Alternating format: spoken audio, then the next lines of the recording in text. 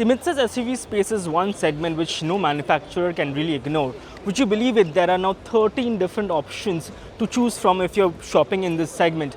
And the latest to join the bandwagon here is the all-new Nissan Tekton. Now, a lot of you may already know that the Tekton is based on the latest generation Renault Duster, but Nissan has done a good job in giving the Tekton its own identity and a unique look. Nissan says the design has been inspired by the Patrol flagship SUV. Do you see any bit of the Patrol here? Let us know in the comments. But compared to the Duster, you get a completely different fascia. They have changed the bumpers and all the lighting elements, so you get a rectangular LED headlamp up top, flanked by these L-shaped DRLs. And here on the center, you have a large grille finished in gloss black, and there's a satin strip running in between with another red contrast strip there with the Nissan logo sitting proud in the center. And lower down on the bumper, you have more silver inserts here surrounding the LED fog lamps. Now on the top, you also get this LED light band, this connecting light band, which has become a really popular design feature these days. This is not there on the Duster, so this is something unique on the Tekton. But up top, the bonnet has been carried over from the Duster. Overall, in the flesh, I think this is quite a handsome looking car. Now over to the side, most of these body panels have been carried forward unchanged from the Duster. The front and rear fenders and the doors are the same as the Duster, but in the flesh it looks quite muscular and nice. There are a couple of key differences though, which is you do not get the functional roof rails here on the Tekton as you get on the Duster, so that's probably a bit of a miss. And these 18-inch alloy wheels have a dual tone design and it looks quite nice. Another key detail is this plaque on the front door.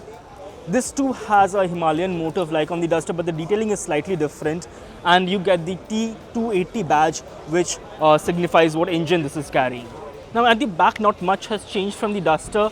The LED tail lamp housing has been carried over, but the internals are new here. The Duster has triangular LED elements, whereas here on the Tekton, it's more rectangular in shape. You also get a bold Tekton lettering here on the tailgate. And one difference compared to the Duster is that this number plate housing here is finished in body color. On the Duster, this gets a textured finish. Lower down on the bumper, you can see more silver elements mimicking the front. There is a red strip out here and it looks quite muscular and bold in the flesh. And while we are here, let's also take a quick look at the boot. So you get electric operation for the boot, which is nice. And once it opens up, there is 518 liters of storage inside. It's quite a deep boot and it's one of the largest boots in its segment. Now stepping inside the Tekton, the first impression is that this is quite a premium feeling cabin. Nissan have redone some of the elements here. For example, on the passenger side of the dashboard, this panel is completely new. You get a gloss black finish with some rose gold inserts here. There's also a leatherette padding here with some cross stitching. And you also find more rose gold inserts here on the steering wheel, and of course there's a Nissan logo here. Now speaking of screens, the central infotainment screen and also the digital instrument cluster, these have been carried over from the Duster as well. And the system is quite responsive, it's slick to operate, the graphics are really nice.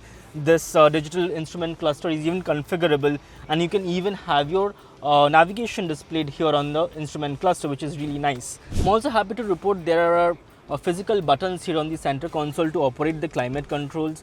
It has quite a tactile feeling, and that's always better than those touch operated panels that a lot of cars have. On the features front, you have a massive panoramic sunroof. It's a crowd favorite, of course. There's a wireless charging pad here.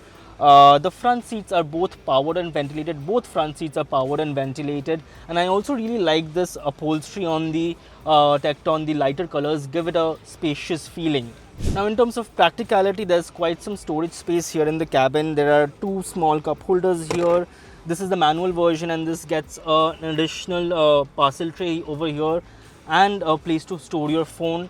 The glove box here is pretty deep, and the door bins also can easily hold 1 liter bottles. Now in terms of overall fit and finish, like I said, it's a premium feeling cabin.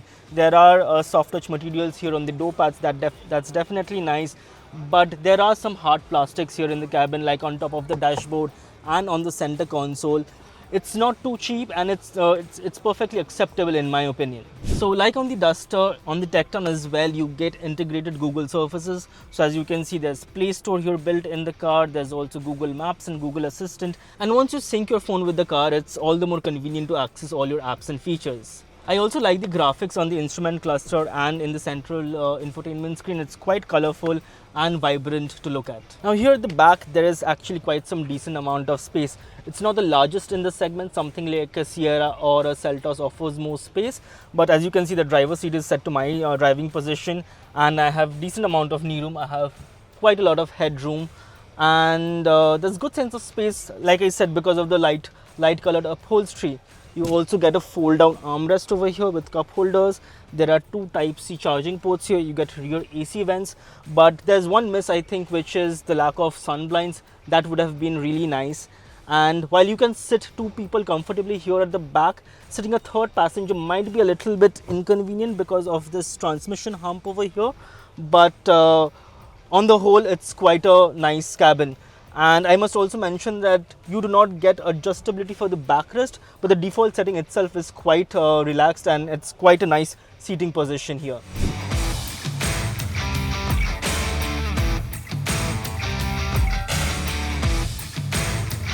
Now under the hood of the Tekton, there are two turbo petrol engine options. You get a 1 liter unit and a 1.3 liter unit, both of which are shared with the Duster.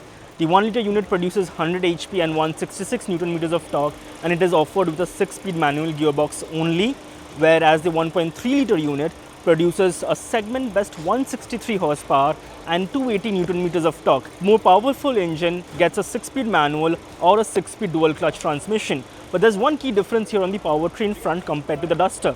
That is, the Duster's 1.8 liter strong hybrid engine that's due to come on that one by Diwali this year will not be offered on the Tekton.